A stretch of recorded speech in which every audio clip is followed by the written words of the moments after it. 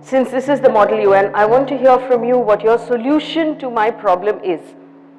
And I actually don't know this solution, so I'm curious to know what the future thinks. For a product that should be easily available and that should be treated like a necessity. It should be treated like medication. It should be treated like food, because you don't have a choice. You have to have your period once a month. I know a lot of us would like to have a choice, but we don't have a choice. And when you're in that period, you have to use the product. There was a social media campaign, there was an NGO-led campaign, there was a PIL that went to High Court, and a campaign that we ran on media. And the GST Council did nothing. They decided to go ahead and tax the product at 12%. So there's one side that will say, that's not fair. If you want women in these places, they should just come, fight like everybody else, and then find their space. It will happen with time. Or should we make sure that there is a reservation so that the next time the GST on sanitary napkins question arises, that there is a woman in the room who says, dude, boys, you have no idea what you're talking about. I'll tell you. There was no woman in the room. So I want to throw this open now, and I want you guys to tell me what you think, so we can work on this problem together. Wow, okay. As when a person deserves a seat or anything like that, it shows that we are not capable of doing something for ourselves, that people need to reserve spots for ourselves because we are weak and we are not able to, we are not capable of deciding what's right for us. And thereby I believe that we need to educate women, we need to help them to empower themselves, to show what they can actually do for themselves. Because without an empowered woman, we will not have an empowered nation, we will not have a developed nation. For some reason, through right to education, we managed to send all the children to school. There's a little boy and there's a little girl. The little boy goes to school and comes back and has time to do his homework. The little girl goes to school and comes back, then has to do the dishes, help her mother with the cooking. And at the age of 11, 12, 13 is pulled out of school because there aren't any toilets, there are no sanitary napkins, there are no methods in which she can continue to go to school, and this happens in Uttar Pradesh without being eve-teased or harassed on the street, without running the risk of being kidnapped and gang-raped.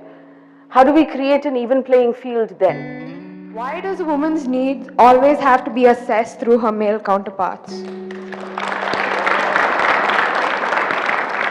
Why can't a woman speak for herself? Why does her husband have to speak for her? Why does every campaign have to be, she's a wife, she's a daughter, she's a mother, she's a human being, she deserves her rights. And therefore, I think it's time that women in this country decided things for themselves. Because there's this whole spiel that's made about it, right? हमारी माँ होती है, हमारी बहन होती है, there are daughters, there are mothers, we should respect them because they are our daughters. No, you should respect us because we're equal citizens of this country. 50-50, all your rights are also my rights. We're citizens and we deserve the same rights that you would give a man. So, the idea that a man should be able to decide because he has a mother and a daughter and a wife, put a woman in the room and let her decide for herself. I completely agree with the young lady there. I think one of the issues that I know that people have with the reservation system, and something that my mother, who is Indian born, Indian raised, has mentioned to me, is that what's the point of having a woman in office if it's just going to be Sushma Swaraj or Sonia Gandhi or another woman who has not had necessarily the challenges that many of the Indian women who face these issues with their own material conditions throughout the course of their lives go through.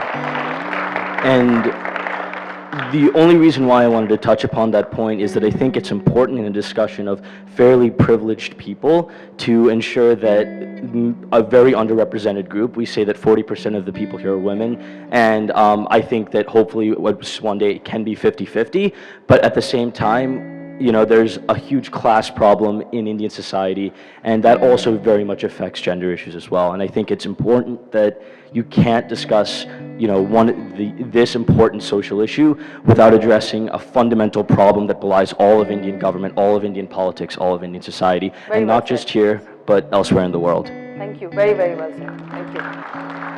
I think you were talking before about whether we should educate the community or do the regulations first, but the reality is that we have to do all of those things simultaneously if we really want to approach this in the right way. And something that I just want to point out here right now is that I feel a lot of us women do have that situation where we're told we'll be wives, we'll be mothers, but the thing is also the men here will be husbands, will be fathers, and that just has a great importance as well. We want to teach women that they can be more than just mothers and daughters, but we also need to teach the men that being fathers and sons and husband isn't beneath their position in society and has just as much influence into how we can move forward and face this challenge. Every generation broke one glass ceiling. Every Indira Nui, every Hillary Clinton, every generation broke one glass ceiling. This generation that's here right now will have your own glass ceiling to break. The fight is never over. There was one university that said that we might have some semblance of gender equality close to 2060. Our question tonight should be, what can each of us do to hasten that process and just get there faster? It is a natural thing that we will eventually reach a point where men and women are more equal. But there's something that each of us can do in our personal capacity to get there faster. And I'm just leaving you with that thought. You guys have been brilliant. This has been the best 1 hour of the last 6 months. Thank you so much. Thank you.